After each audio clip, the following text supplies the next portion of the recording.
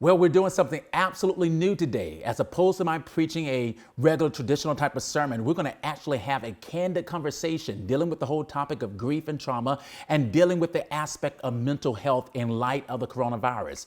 And so I'm excited about today. We have some amazing individuals that's going to share with us. And I know that you're going to leave here informed and even beyond that, having a greater sense of direction in how to deal with life in this pandemic. So let's start quickly with our introductions. And so we'll start with you, Brittany. Good morning. I am Brittany Phillips, a licensed professional counselor. And I'm Emily Anderson, also a licensed professional counselor here in Georgia. Hello, my name is Michelle Williams. I am a singer and actress, and I'm just here to talk about my experience with depression and anxiety. And as indicated, we have assembled today an amazing team of individuals. And so, of course, we're all fully aware of what is occurring throughout the world as we're still dealing with the whole challenge of the coronavirus and the emotional impact that comes along with this particular virus that is taking place. And so in light of that, let's first of all just start off just dealing with what is grief and how do we define that so that we can at least start off with a baseline definition. Yeah. So, Dr. Oliver, I remember I was there maybe, is it been 2 or 3 months now? It feels, I can't keep my days straight. But we were there when Kobe Bryant passed away, talking about trauma and grief and what that looks like. So thank you for starting off with that. Just kind of a reminder of what is trauma. And we defined it as just any experience that overwhelms our ability to cope. It's not just an event that happens, but it's an experience, and it's how our body and our mind perceives an event. And so I would say that right now we are in a collective traumatic experience. We are all feeling this on some level. And when we look at grief, I kind of just define grief as a natural response to a loss. It's that emotional pain that we have that's associated with the loss. And a lot of times when we think about grief, it's associated with death and losing a person. And a lot of people are experiencing that right now, unfortunately, due to the coronavirus and just due to life. People are still having heart attacks and strokes and just car accidents. So loss is still happening in that sense. But then there's also other loss that we're experiencing that I don't think people think about and associate it with grief. So we have people experiencing grief because of loss of jobs. We have a lot of our teenagers, our seniors in high school experiencing loss because they aren't going to get to walk across that stage and have that experience. Students that aren't able to go back to school and see their teachers and their friends. So there's loss in that sense as well. And then just the general loss of normalcy of life and our routine and our structure. So we're all experiencing the same shared grief experience on one level or another. And I just think it's a moment where we need to have an honest discussion about it and really band together and find out how do we get through this. So I would love to hear from the other ladies on here and think, what are your thoughts of how is this trauma and grief? How are you guys experiencing it? How your clients are experiencing it? How are you doing? Well, for me, I can speak as a person, like I said, who is overcoming depression and anxiety. Now, first for me, I'm a homebody, so I'm okay being at home. I also don't like being around a lot of people that I don't know for a long period of time. So me kind of being by myself is okay, but I've learned to process that in a healthy way, because sometimes when a person is dealing with depression, isolation is a bad thing. But for me, this is where I process and recharge, and I can go out into the world now because I'm okay. But I do have compassion, and I am concerned for those who are isolated, who are in unhealthy homes, toxic homes. I'm very worried about that. I'm also worried about those who are in a deep depression, and then you're told you can't even go outside really unless it's for fresh air. So I'm worried about what happens in isolation, because that's where our mind gets to overthinking and processing. And that's where the suicidal thoughts come around. That's where you start processing and start thinking that you're of no value. And so I'm really concerned about my fellow brother or sister who's in depression right now. But like I said, for me, this is a time where it's charging me. And so I think that's what's equipping me to have some compassion for those who are not okay. Michelle, I think you bring up such a good point that depression and anxiety are not just mental, they're not just spiritual, they're also physical, they're chemical, biological, right? And and so we talked a little bit offline about how mental health and the church have sometimes been at odds with each other and have not understood each other fully. But I really think that God has given us a blueprint in the Bible for how to deal with some of these things. I mean, if you look in the Bible, look at the Psalms, right? A lot of big feelings are expressed there. I mean, Psalm 13, a Psalm of David, he's talking about how long, O Lord, right? It starts that way. How many of us are feeling that right now? How long is this going to go on? And so I think God wants us to be able to be honest with ourselves first, and then be honest with Him and honest with the other people in our lives about what we're feeling, and being able to actually express that out loud. And then, even further back in the Old Testament, talking about looking at kind of ways that different people have cared for themselves. Elijah, when he was feeling, I would say, probably suicidal, if you look back, and having those thoughts of depression, and you kind of look at, okay, what did God provide for him? He gave him a safe place, right? And then he took care of his physical needs. He gave him a meal and let him take a nap. So, so things like sleep, things like good nutrition, moving your body, those are things that can be really helpful when people are experiencing depression and anxiety. And Emily, you raised a very significant point as well when you talked about the tendency of the church being at odds with the whole experience of depression. And I think, of course, of Second Thessalonians 5:23, where the Bible makes mention of how there's some arguments whether or not we are trichotomy or dichotomy, technical terms, whether we're two-part, three-part, whether we're body and soul, or whether we're body, soul, and spirit. And so one of the arguments is we're certainly not one, and we're, of course, an argument could be three, but at least we can land middle ground that there's something else beside just the physical aspect of us. And even as a pastor, just speaking from the physical aspect, of course, the governor has opened up the city, and I decided not to resume with church service here at the Atlanta location or any of our 5 locations, because as a pastor, I'm also concerned about the physical being of a person. But there's also this other aspect, not just the physical, but also the emotional and even the psychological. And so depression is a conversation, unfortunately, that does not take place within the confines of the church. It is still very much a taboo topic, unfortunately. But yet and still, we, as you've stated, throughout scripture, we see the presence of people who really wrestled with anxiety, with worry, with depression, and yes, even suicidal thoughts. And so I just really appreciate, first of all, you're bringing voice to that. And even beyond that, when we take the time to even look at scripture, we see that God even speaks towards that end. It is absolutely amazing that when you consider the whole canon of scripture, there is one particular book that by its designation in and of itself, its title indicates that God is a God who understands grief and sorrow. The book of Lamentations, that term lamentation actually means grief, sorrow. There's an entire book in the Bible that deals with that particular topic. And so in light of that, what are some of the ways in which we can cope with those moments of anxiety, those moments of isolation, those moments when the thoughts begin to invade our hearts and our minds? How do we deal with that? How do we combat those thoughts of defeatism and even depression? Well, I would say first to know that you're not alone, that people throughout history, throughout the church history, and of course in our world today have experienced what you are experiencing. That Psalm of David I mentioned, David was a man after God's own heart. And so if you are experiencing those feelings of anxiety, depression, it does not mean that you are not spiritual enough. It doesn't mean that God has abandoned you or forgotten you. And I would love to hear kind of from Brittany and Michelle about what their experiences have been walking alongside people in those circumstances.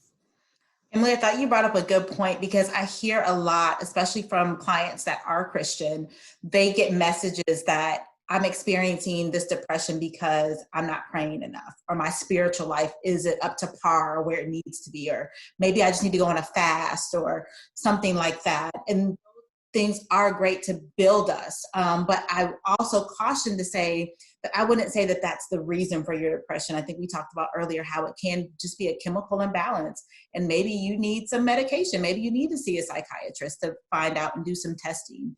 Because if there is a chemical imbalance, I don't care how much you pray, that's not going to change the chemical imbalance. I do believe in creative miracles. Let me say that for those that are out there that think I don't believe in miracles.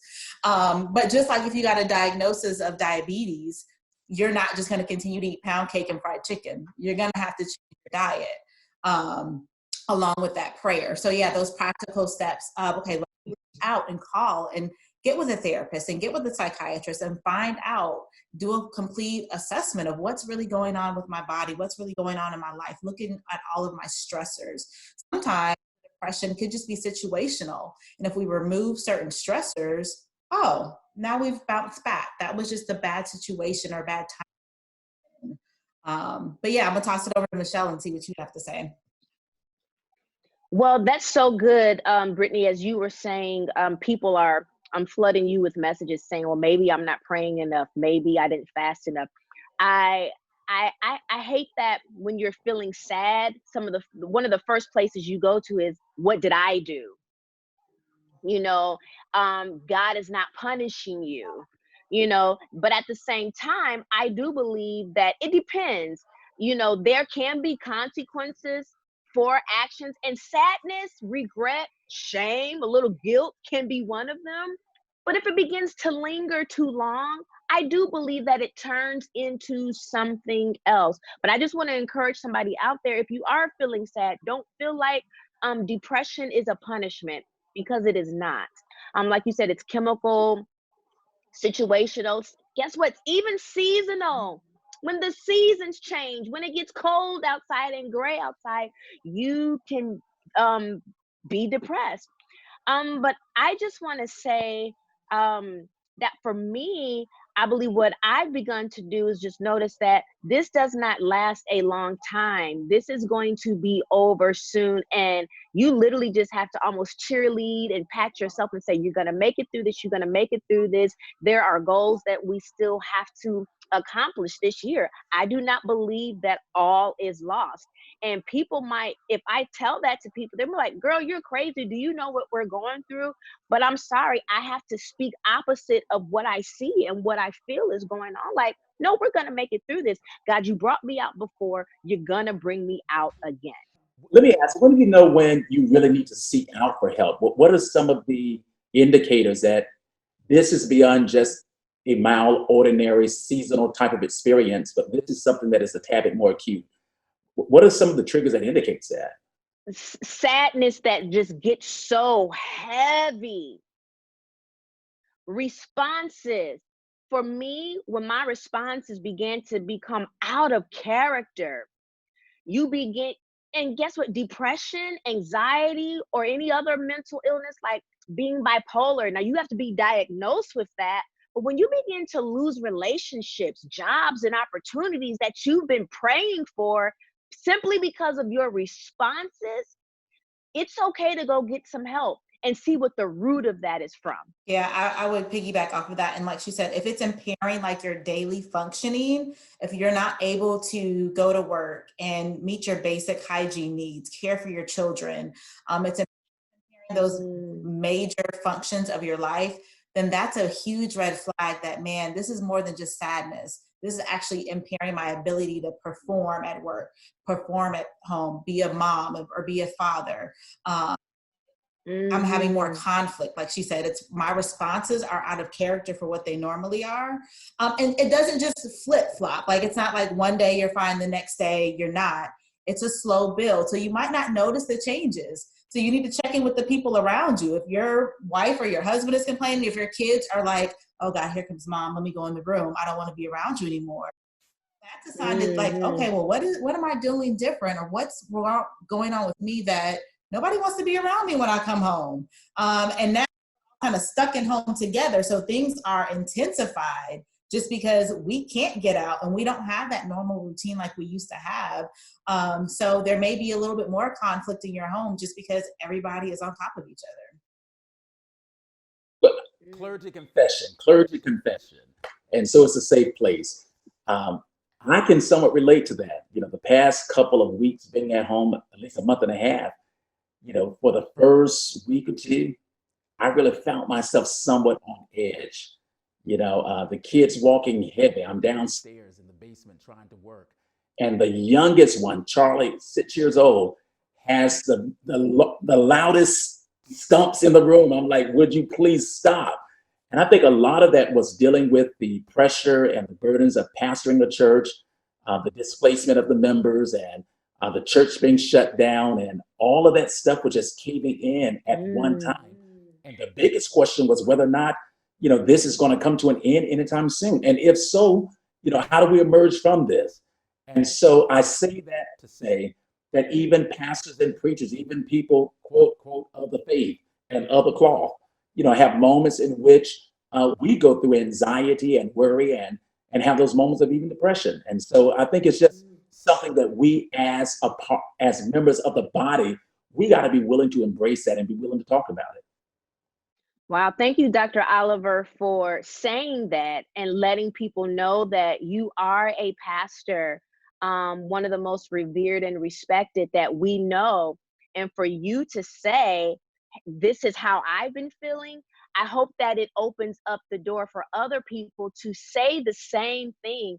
And if they need to get a counselor for that does not make them weak, that does not make them still who they are. To me, it makes you more of who you are. And I certainly appreciate that.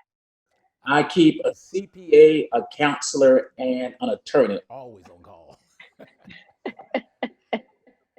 And Dr. Oliver, I think that's so important that people of faith are able to hold on to their faith and hold on to their hope, and also hold on to these feelings of uncertainty, right?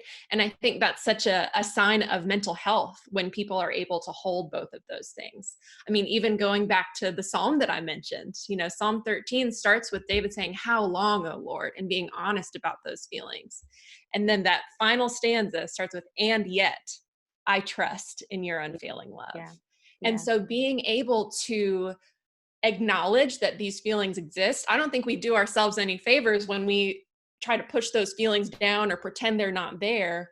But if we just kind of let them ride with us, then our faith and our hope can be in the driver's seat. You're in the driver's seat.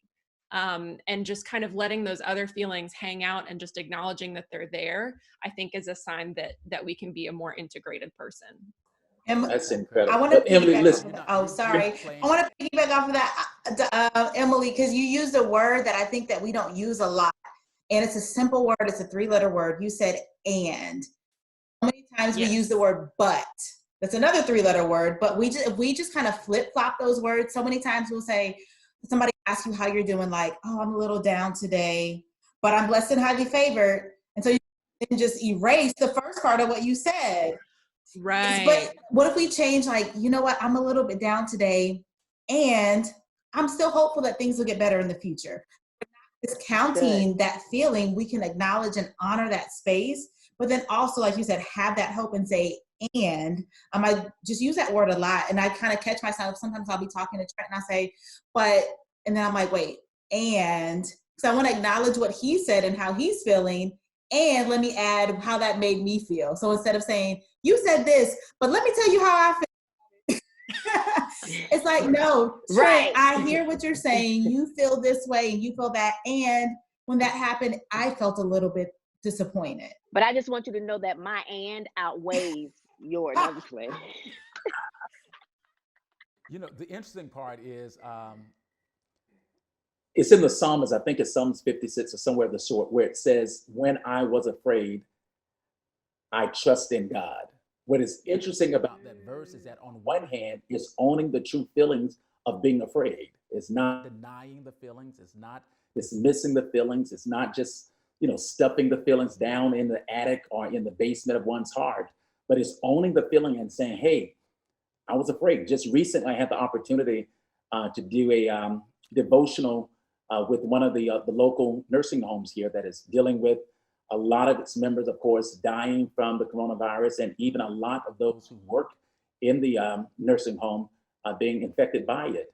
And I shared with them that it is okay to own the feeling of being afraid, of having fear. To say that you don't is almost to be subhuman. Who can go through this without having that brief moment of concern, anxiety, and fear? But then we just suppose that whole feeling with still faith, and so, of course, unapologetically, I'm a man of faith and I hold to that. But I think, again, faith still informs me because I can still be true with my feelings. But remember, some of us were taught not to claim stuff. Like, Right. I knew that I woke up with some head congestion. That's a fact.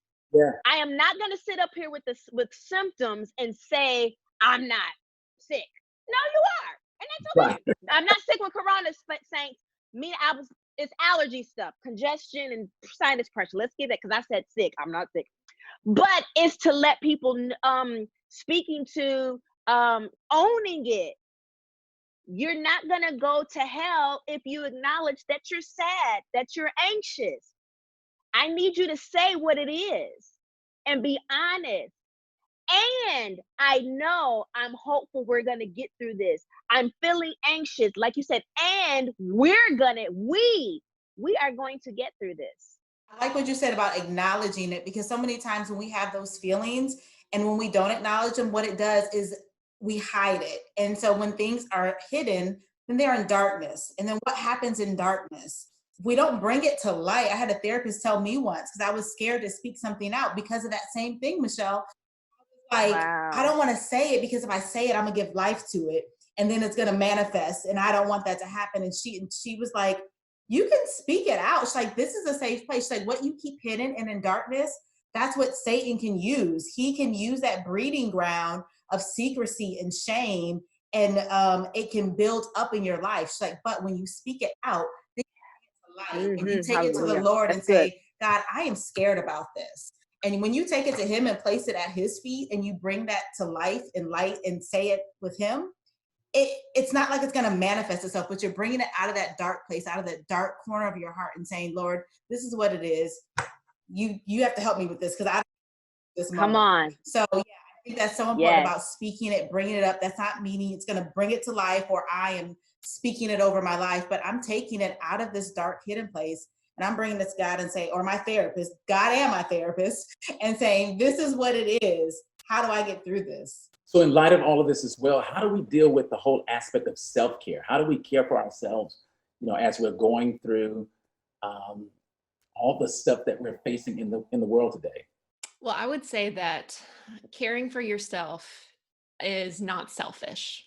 That if you're riding in the airplane and the oxygen pressure changes and they tell you put your own mask on first before you help the kid next to you, they do that for a reason. And it's because we're no good to anybody if our oxygen mask isn't on, if we're not getting the air that we need.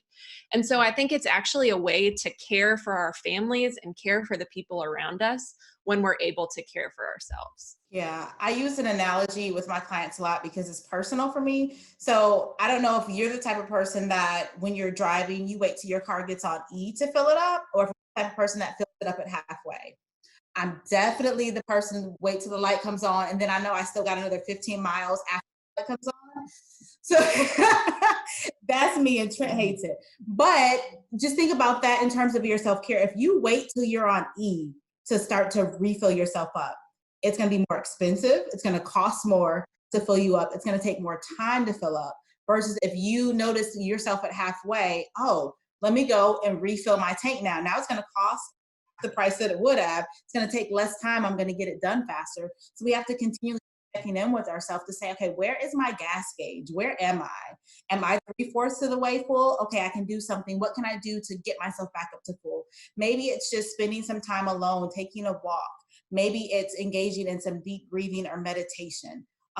Maybe it is checking in with a friend, doing a Zoom call with your friend, and that can fill you up. But if you wait till you're at all the way at E, it's going to take a lot more strategies to get you all the way back to full, and just continued pressures and things coming at you. So if you're at E and then you fill up a little bit, but now you have more pressures and stressors coming. Now you're back down to E. It's just going to take much longer for that gauge to get all the way back full. So I would say with self-care, continually checking in with yourself daily and saying, where is my gauge and what are some things that I can do to fill myself up? Hopefully, Emily, I want you to share your breathing exercise that you talked about before with me, because I think that was such a great practical tool that we can use.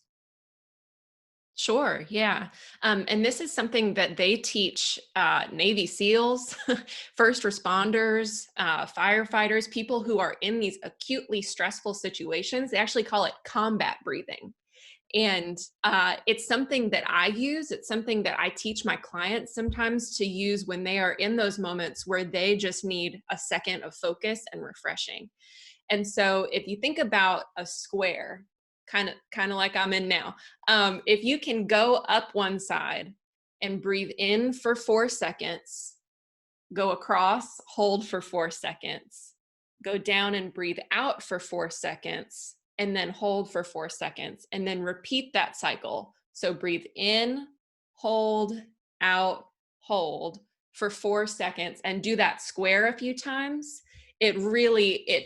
It's not like this, made up thing that some therapist is just telling you. They've done this research about how deep breathing affects our blood vessels and lowers our cortisol levels, that stress hormone in the brain. And so I think you'll find that it's just a mental refresher in that moment. Wow, the church just got some free therapy, some free nuggets. Now, you do have to release your breath. I don't want folks passing out. That's right. Breathe. Release. So if you find yourself getting lightheaded, breathe out. Right. Good tip. So there's some cool practical self-care things, lighting candles, hope this is not too descriptive, but maybe a soothing bath with some lavender salts and things that you can do the breathing. There are some essential oils that are so calming, like lavender and jasmine. Put some eucalyptus in there. Those diffusers that diffuse the oil out, since some of y'all are so deep and just talk about oil, put you some oil in a diffuser and let it go throughout your home. And then I bought some salted caramel ice cream bars. Yes, that's part of my self-care too. Treat yourself. And so I would offer 3 thoughts as well. One is move. Work out, get outside, go and walk. Yes. Oftentimes, when we find ourselves, in that funk of life, we become somewhat stationary. Want to stay home and stay in the bed and pull the shades down and not get up and wash our face and brush our teeth and things of that sort. No. So number 1, time and space to make. What do I mean by make? Be creative. It's a time to write that book, write the poem, do whatever it is that you have been wired to do. It may be that you have never cooked before. Go into the kitchen and pull out ingredients and figure out whether or not they go together. After you would have cooked it, you would discover whether or not, the ingredients go together or not. Make, because again, the mind and not just moving as well as meet somebody, be in getting out of your proverbial cocoon and meet someone. And the amazing thing that has happened now with this whole shelter in place, it has enabled us to meet people that otherwise we probably would not have been very intentional in meeting. I've gone to more concerts around the world since being shelter in place than I've done in my lifetime. Yeah. And had the opportunity parties and things of that sort. I have cousins all around the world, and we was actually able to get together on Sunday evening for several hours, just in meetings. And after I hung up the phone, I was so light. I felt so relieved. I felt so renewed and energized. So move, make, and meet. How do we help the young and the vulnerable, the kids? Kids, of course, are also in this world that has been turned upside down. What advice would you give to parents in helping their sons and their daughters, their young ones, manage this moment? Well, I work primarily with children and families, and a few things that I've found helpful to just go through with them on is I firmly believe that the most important thing that you can do for your child in helping them manage their anxiety is to manage your own. So being able to model for your children self-care, right? Think about it. I mean, I don't know how many of us grew up in a house where we saw our parents take care of themselves, but what a powerful message to send to your children that you are worth taking care of. So finding something that helps you kind of manage your own anxiety, whether it's that deep breathing or going on a walk. You know, you can go on a walk with your child, with your family. So doing something that you can work together and show them how to do it. I would also say, especially for young children, limiting their exposure to the news. If you think about if you get online or if you get in front of the TV and how that blood pressure just rises up, I mean, we've got 20, 30, 40, 80 years of experience learning how to take in that information and how to manage it. Kids are much less experienced. And so you want to be honest with your children. You don't want to lie to them, but we want to keep the information age appropriate. I would also add to that, like Emily said, with the self-care piece, that's just kind of building. This is a great time to start building relationships with your kids. Most kids and parents, if you're not a homeschool, or your kids spend more time at school than they probably do with you. They're at school with the teacher, you're at work, and then when you come home, it's like dinner, a little bit of playtime in bed. So this is a great time to really foster some really healthy relationships. This is a great time for your kids to open up to you. Sometimes parents will only get information from the kids like when they sit down and try to force them to talk. And most kids, especially when you get to that adolescent and teen years, kids are shutting down. They're like, oh my God, I don't want to talk to you about this. But I found that when you engage in an activity that your kids love to do, they will start to open up and share things with you that you had no idea that was going on in their inner world. And Dr. Oliver, I saw you a few weeks ago do this. You were outside playing softball. I think it was with your daughter. And you guys were just throwing the ball back and forth and playing catch. And I think little things like that, parents are always asking, like, how do I get them to open up to me? They won't tell me anything. Go out and do something like that. Don't even ask specific questions. Just kind of, how are you doing? What's your day going like? Oh, kind of act like they're the expert on something and have them teach you something. Then that's when that start to get a little bit closer, and then they will start to open up and say, so yeah, mom, there's this boy at school, and you'll be like, this is what I wanted to hear. Right? Yeah. Just play it cool, keep playing the game, and don't turn into drill sergeant and start interrogating them. But just doing little things like that will start to open your adolescent and your teen up by engaging in activities that they love to do. Emily, I do want to ask you a question. I don't know if we had a discussion about this. I know we talked about it offline and in another setting, but can you talk about like safeguarding your home? Like how, because Michelle mentioned that there are people living in homes that are toxic and there is abuse going on. How do we have conversations with our kids about things of that nature? Like how do we safeguard our home and safeguard our families? Absolutely. Great question. And I think one of the most important things that you can do is to foster those kinds of relationships that Brittany was talking about. And I think for all of us, but especially for children, connection curbs that anxiety. And so the more that we can build those trusting relationships on the front end, if and when things do come up, it's going to be a much easier process for them to disclose that information, to tell you what's going on. Unfortunately, we have seen a rise in things like domestic violence, in abuse, in child abuse. And so I want to encourage people that if it's happening, there are proper channels to go through. I think when people hear defects, it raises their anxiety level. They kind of bristle, but the Division of Family and Children's Services has these safeguards in place that when a child is being abused, when you are caught in the midst of a domestic violence situation, they will plug you in with the right resources. And so for children, that's kind of my wheelhouse, my area of expertise. they will work with the child to get them a forensic interview so that you don't have to ask all the million questions about what's going on. They take them to somebody who's trained in that, who asks what they call child first questions. There's a whole child first protocol. And being able to get them in that environment that then helps them get set up with the services they need, I think is so important. Yeah. And then Michelle, I kind of want to ask you to talk about a little bit, because you've talked about, I've heard you talk about unmet needs and childhood unmet needs and what that looks like, and then how that can impact us become adults. If you want to share a little bit about that.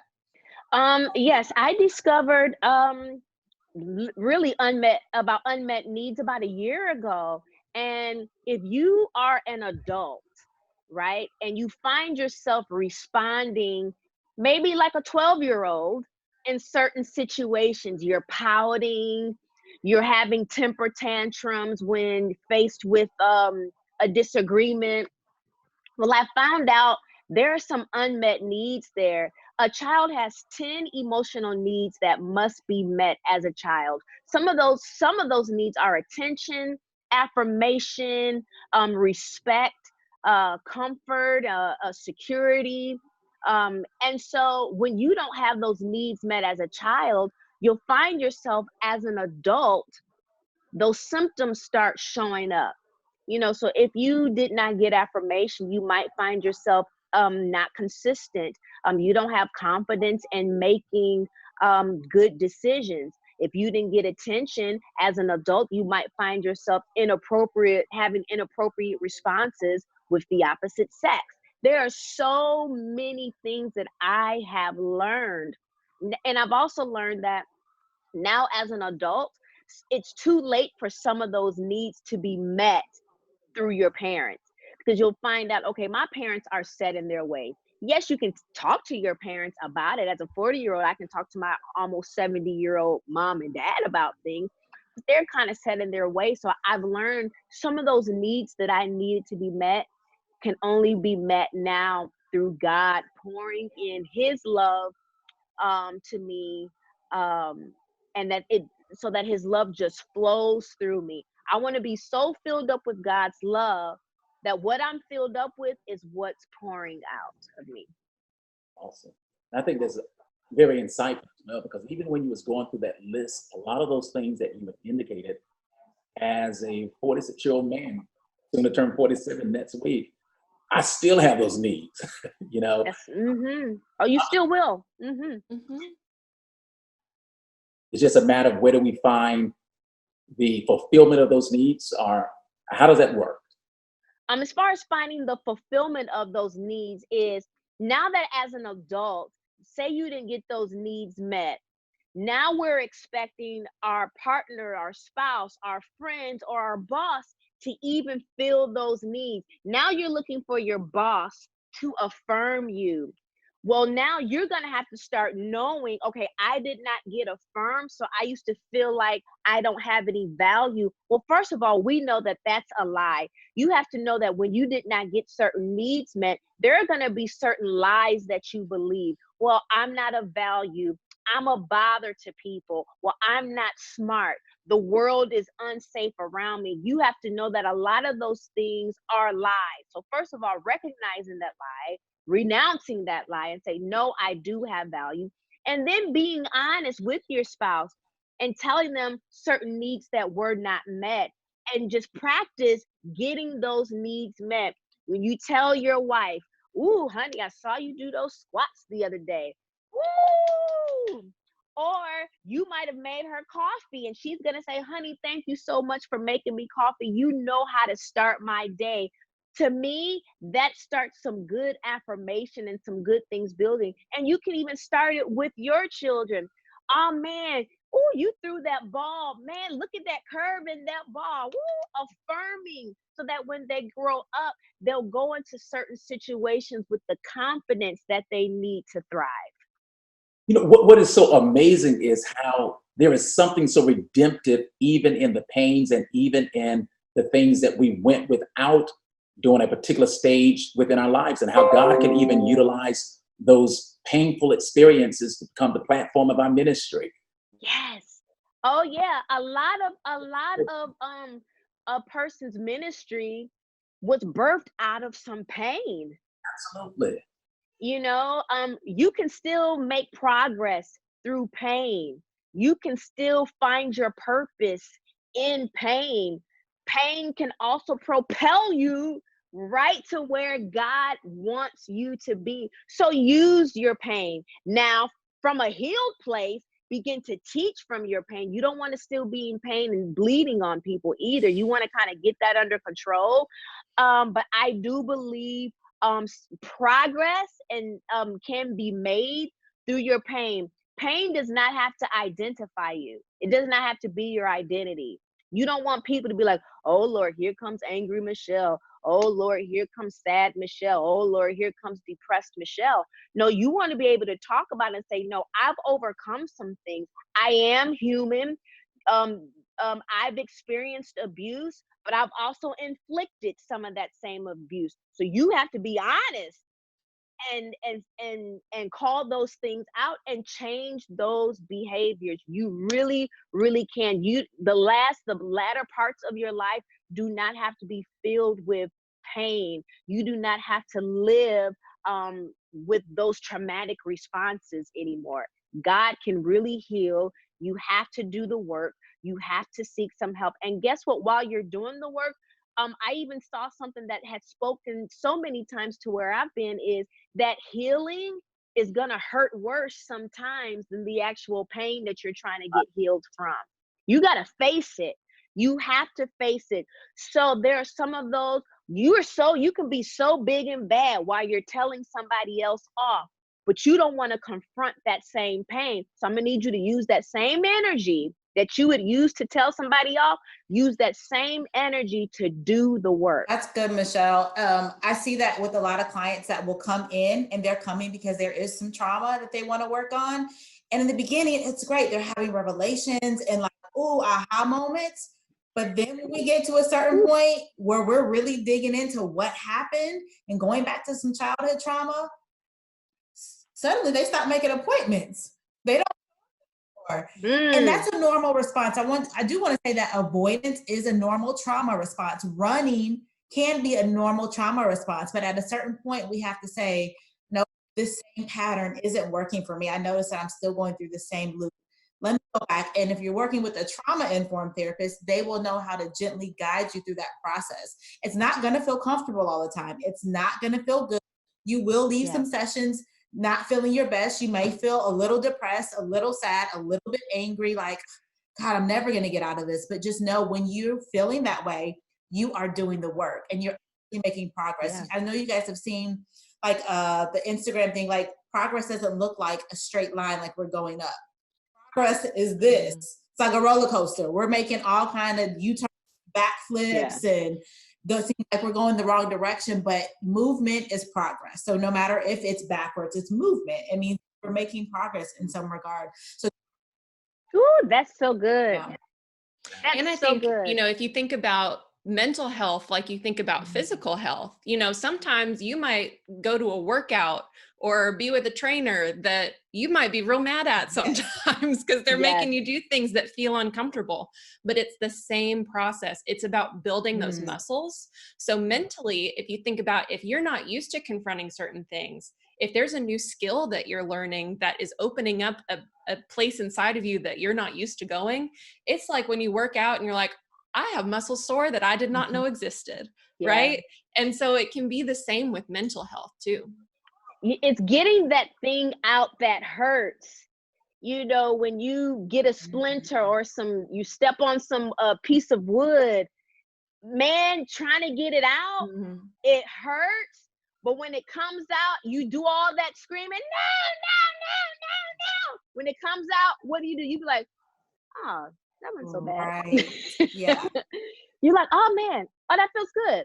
Oh, okay. You had it. Sometimes, uprooting that thing will hurt. It will hurt, but just come on. We want to be whole. I want to see my brothers and sisters whole. So if that means crying, there are times I've sat in therapy, and we go through certain events that I've seen or things that have happened to me in childhood. Like you said, Brittany, I've come out like, woo, I can fly. And then the other sessions, I'm like, Oh man. But then woo! So like it is gonna be ups and downs. So I'm just encouraging people to go to a trusted, licensed therapist and counselor.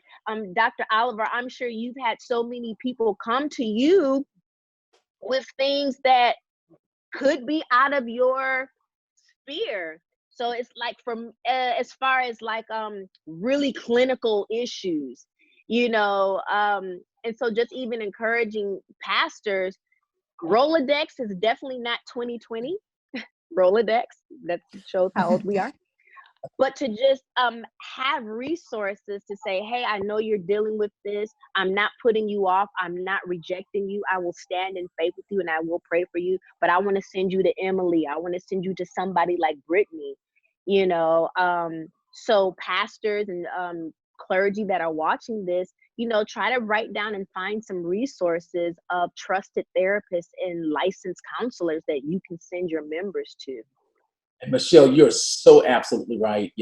There's that thin line between knowing what you can do and knowing what you really need to refer off to someone else. And I live in that reality. All of my degrees are in theology and things of that sort. And so one of the first moves that I made some years ago was hiring a counselor who's on board, who's full-time here at EBC. That's awesome. Is totally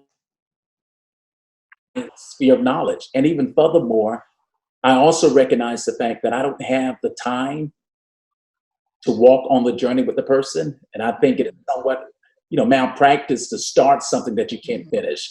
And so I much prefer to have someone that can take the journey, that has the time, that can be there. And so I'm excited that we do at least have that type of personnel here on staff here at EBC. That's so good. Salute with coffee. I always kind of joke around and say, you wouldn't, if you were diagnosed with cancer, you're not going to go to a foot doctor. So if there's something that's going on mentally, you're going to go to an expert in that area. So yeah, awesome. And letting people know, I don't want to be a part of, prolonging someone's time here today. But for me, as far as going to therapy, I didn't start going to therapy till I was in my 30s because, we're not taught in the church. African Americans, you might just pray about it, or you're not supposed to air out the family laundry. So you go through years and years of holding stuff in because you're taught not to talk about it, just pray about it. When I went to my first therapy session, I saw people who looked like me. I was nervous because when you see people on television, maybe to go get therapy, you might see somebody that's deemed as crazy. I've seen things where they're in a straitjacket. So it makes people afraid. Well, if I go to therapy, does that mean I'm one of them? No, I saw somebody who was practically almost dressed like Dr. Oliver coming out of their therapy session. They were suited and professional. And I'm like, oh. So if you see all of us in these squares, just picture yourself that, oh, they look like me going in and coming out of these therapy sessions. It's not for crazy people. And since I've started going to therapy, I limit my usage of that word crazy. Yeah, language matters. That's so important. I'm glad you said that. It definitely matters. Yeah. And I'm a therapist and I have a therapist. I go to therapy twice a month. Me and my husband, marriage is good. Don't y'all start no rumors over there at EBC. And Dr. They be done fired Trent. No, but we go because it's healthy. We go week as individually and then as a couple we go for therapy, just growing and learning more. And I mean, we can't continue to pour out if we're not healthy ourselves. So yeah, I'm a therapist and I have a therapist, so it is okay. I want to just reiterate, it is okay to go to therapy. I would say go to therapy when nothing is wrong. Don't wait till there's a crisis, because once there's a crisis, it's almost kind of like it's almost like getting to that E We're already on E, so there has to be a lot of work that has to be done to get us back to full. So go to therapy just when it's like maybe little minor communication things here and there. You can learn the skills to use when you don't really need them. It's best to learn them when you don't really need them, so that when you do need them, you have them, you've mastered them, and you know how to go into action. What do you tell somebody? Well, I can't afford therapy. Well, there are therapists. I would say there are people offer sliding scales. There's a lot of people that have insurance. And if you don't have insurance, call a therapist and say, hey, do you offer a sliding scale? And most therapists will say, yes, I do. And they'll try to work with you. Some of them don't, just because they have a full caseload. But another thing I would say is you make money, you make time and energy and money for the things that you want to do. You have money to buy that Starbucks cup every day on the way to work. Maybe sacrificing Starbucks, that $5 a day times 30 days. How much money is that? That's like $100 something, I would say. So that's one, if you can afford one therapy session a month, you can go do that. Making certain sacrifices where you can make them. What did you say, Michelle? I missed you. We missed you. What did you say? I missed what you said. Oh, I was like, ladies, we might have to sacrifice that bundle of hair for a therapy session. I didn't want to go there. Dr. Oliver's like, what? What is this? Yes, we're in this quarantine now. Nobody can get nails done. Like, rock a natural manicure. Get you a nail file and some clear polish. And nails for a month. That's $180, something like that. You can take that money and use it for therapy. So make sacrifices to make sure your mental health matches what's on the outside. You don't want to be made up on the outside and your inside is messed up. Woo! That's so good. Unpack that a tad bit more as it relates to this whole making sure that inwardly you're healthy as you have the facade outwardly. That is very good. Especially, I hate to say this, what can be pretentious Atlanta, where you have a lot of flash on the outside of it. You have so much emptiness on the inside. If we can just deal with that just a tad bit more, I think. Ooh, that's good. Yeah, I think, just the way that media is set up and our society, we focus so much on what's on the outside. Just think about all of the commercials and ads you see for like plastic surgeons. I mean, yeah, Atlanta, we're known for like our bought bodies. Like, people will invest and take out loans to make sure the body looks good. Guys, you go work out at these expensive gyms and these athletic clubs. Like, if you can sacrifice that, go run around your neighborhood, do some squats outside, get some weights from Walmart and get an online free class video, and take that money that you would have spent at that athletic club or women that you would have spent on your hair and go invest it to make sure that the inside matches the outside. We don't want to be made up, but then we are rude, we're irritable, we can't have a healthy relationship. We're always in and out of relationships because of how we respond, like Michelle said earlier. If we take some time and do that inner work and digging, and like I said, the energy, it does take energy and it's not going to feel great. But like Emily said, the things that does it feel great when you're getting that weave put in your hair all the time? When you get that relaxer put in and it's burning your scalp? That is good either. But we endure pain to look good.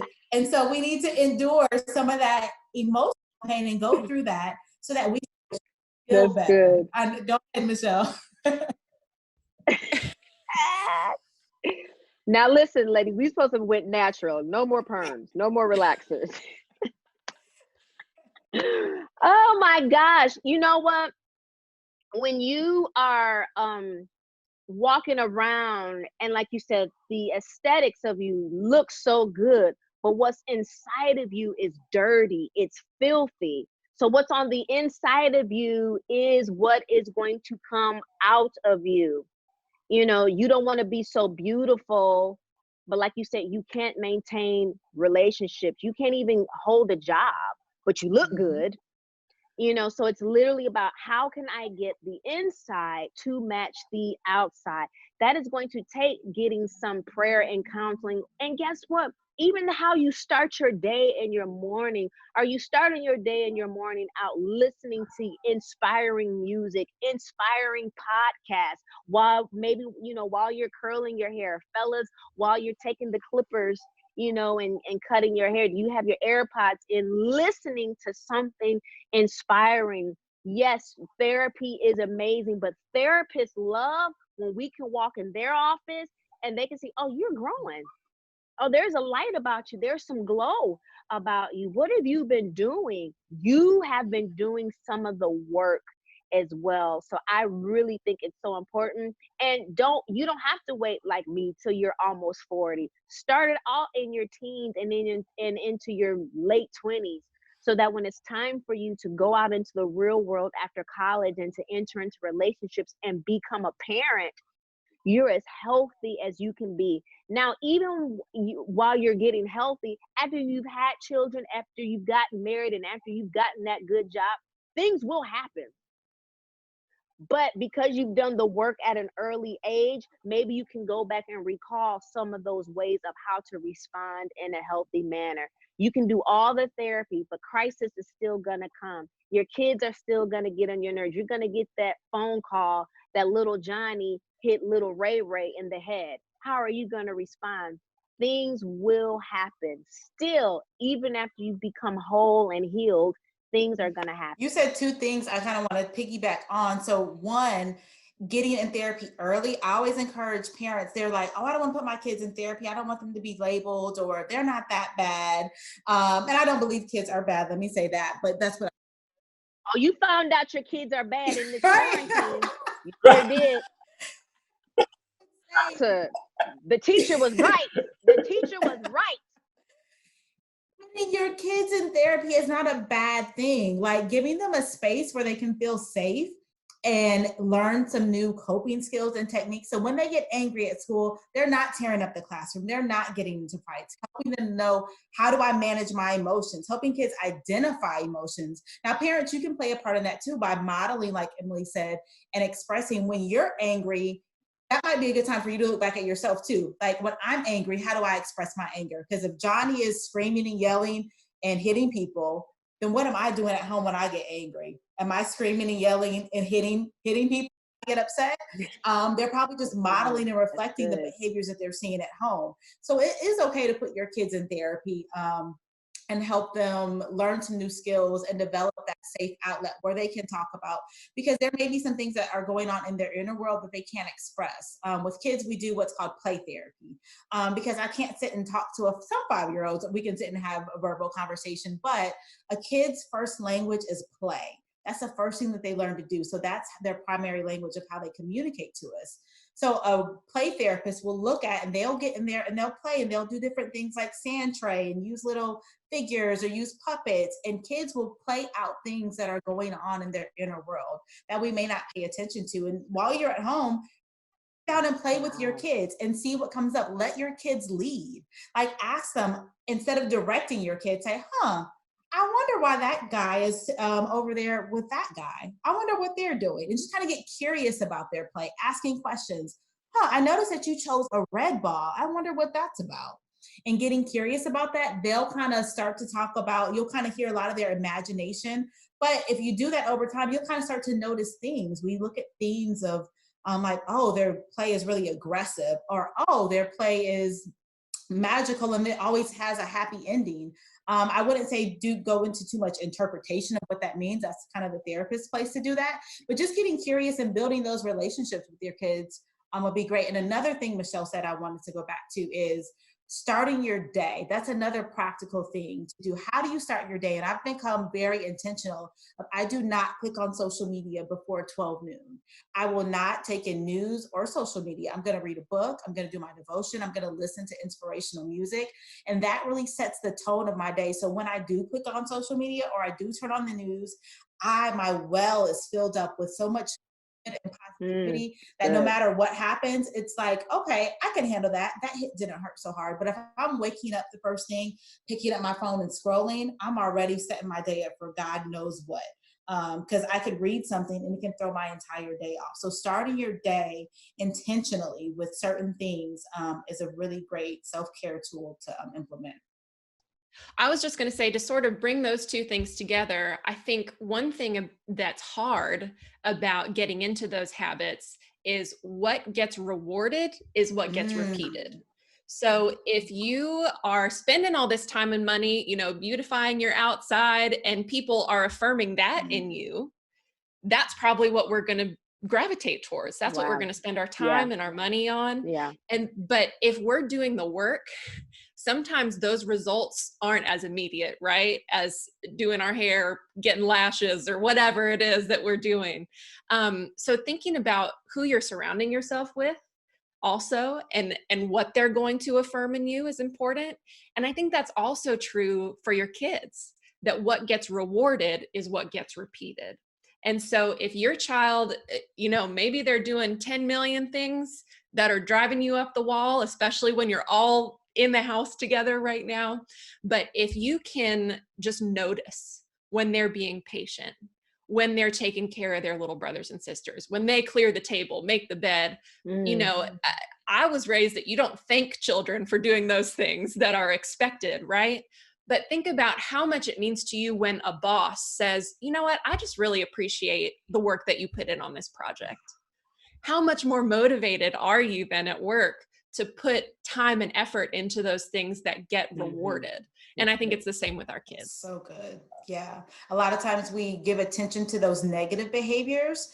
And if that's the only way a kid is getting attention, then they're going to repeat those behaviors because that's the only time I'm getting attention.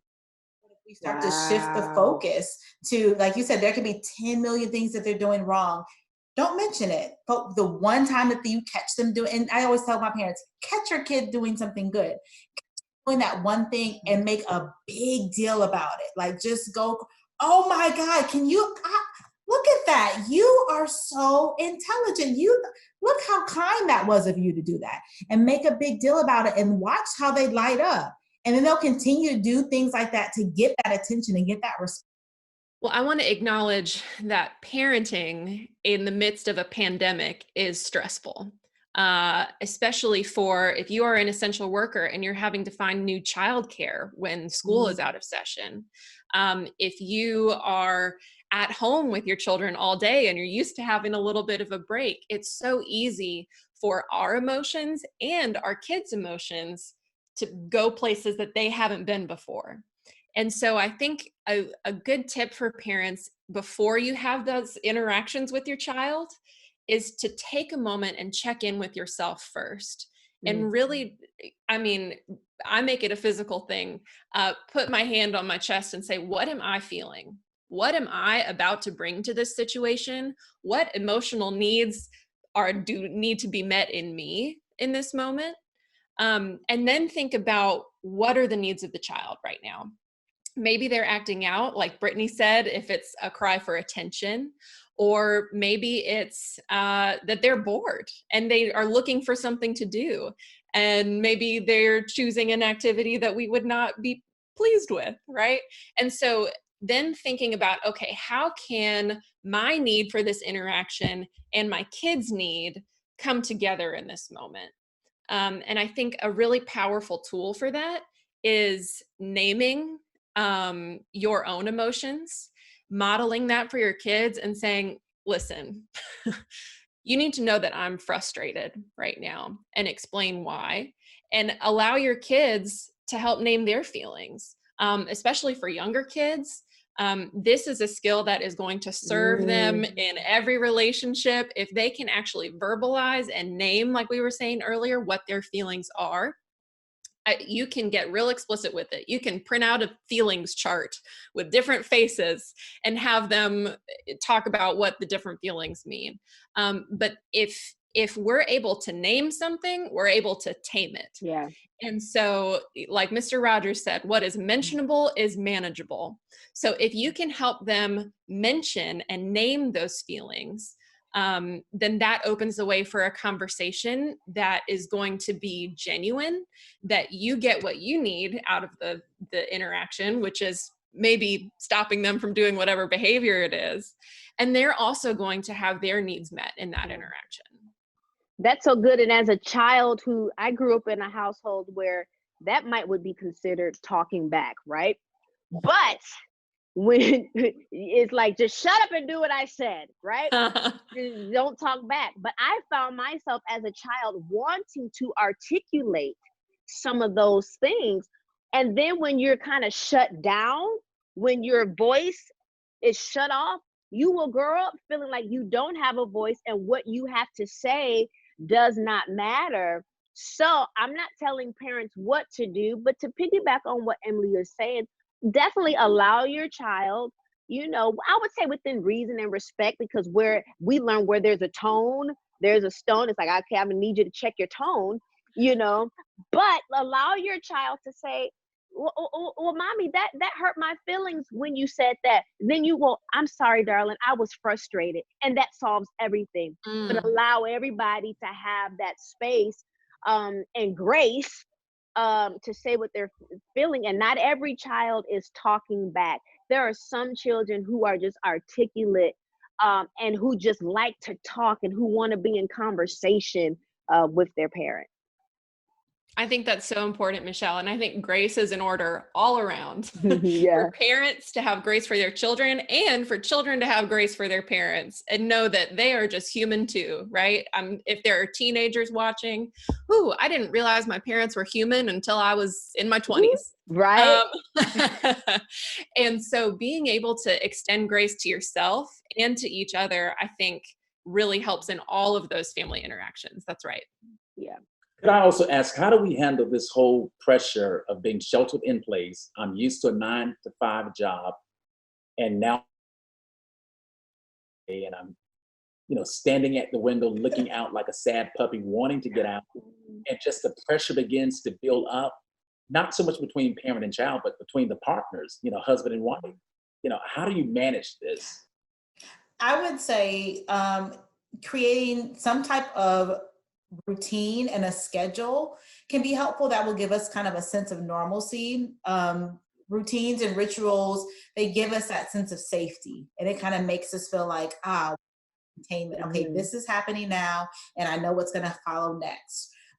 So like me and Trent, we started, because we were both working in the house, and like you said, I started to notice things that I didn't notice before, like, why do you pace when you talk on the phone? Like, can you sit down somewhere?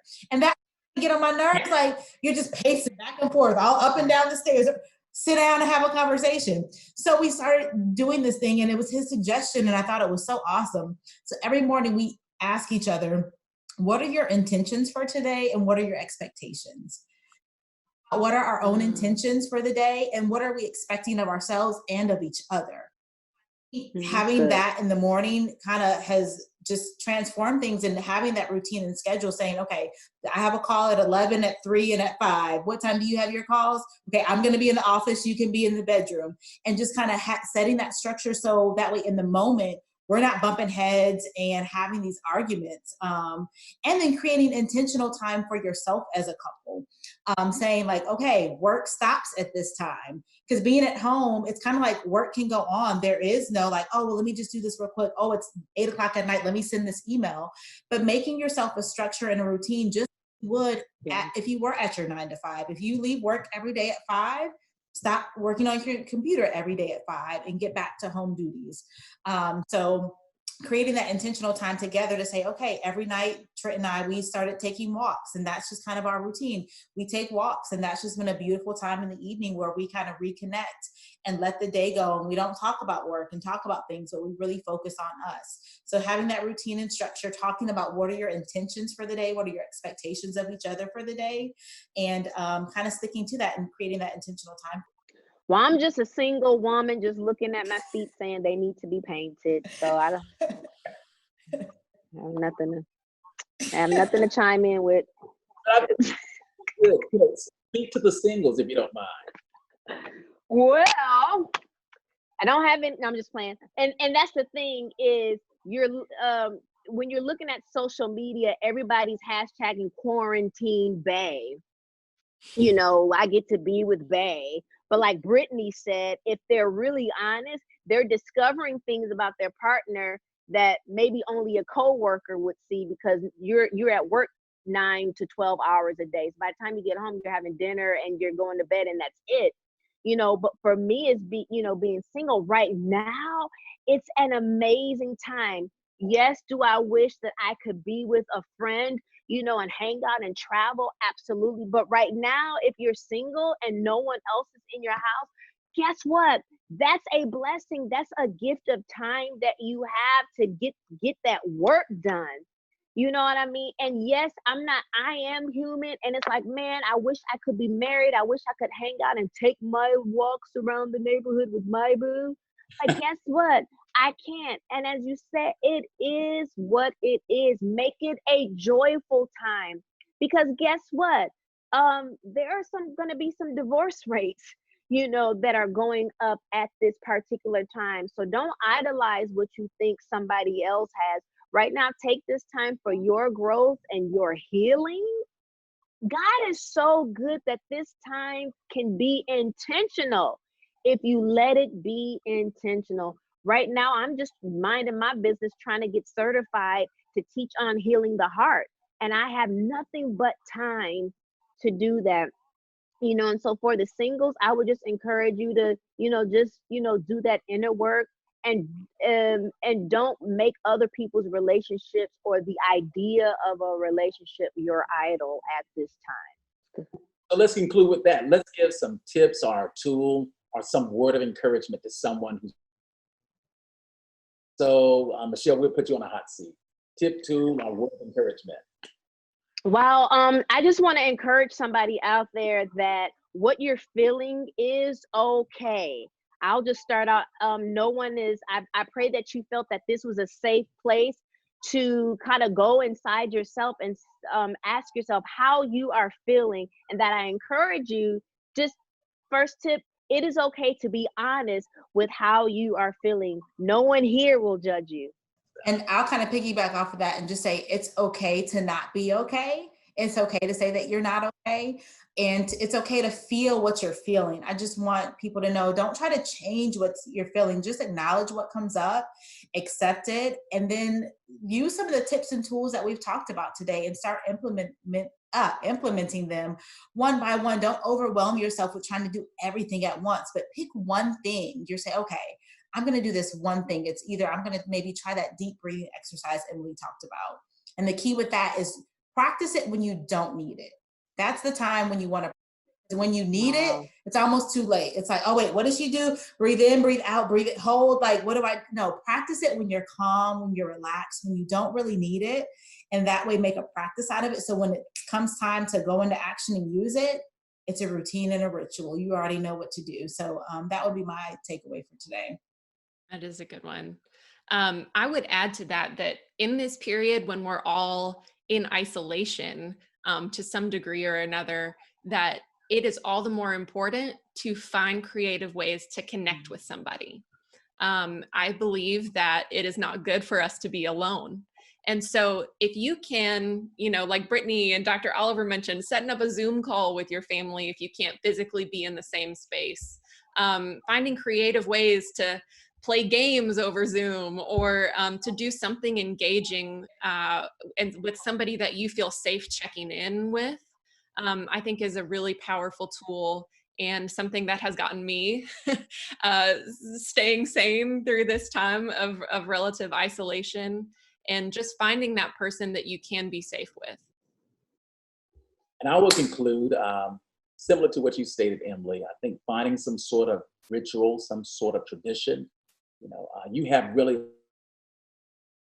live in a place of misery, or you can decide to make memories.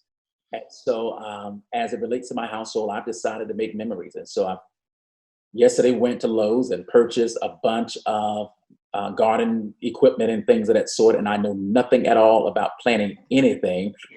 Nonetheless, my daughter Charlie wanted to plant some lima beans and things of that sort. So, I went and decided to make that a ritual.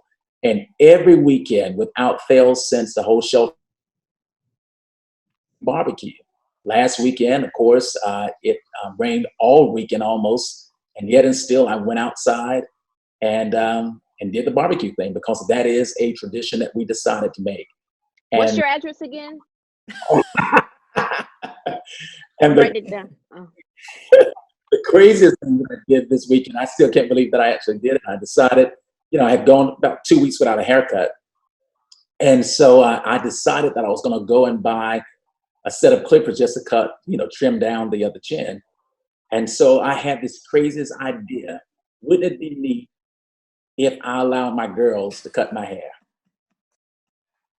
Memories will be made for sure. Downstairs, I gave them the set of clippers and said, come on and cut Dad's hair. And they made a mess of it. But here's my idea. Here's my thought.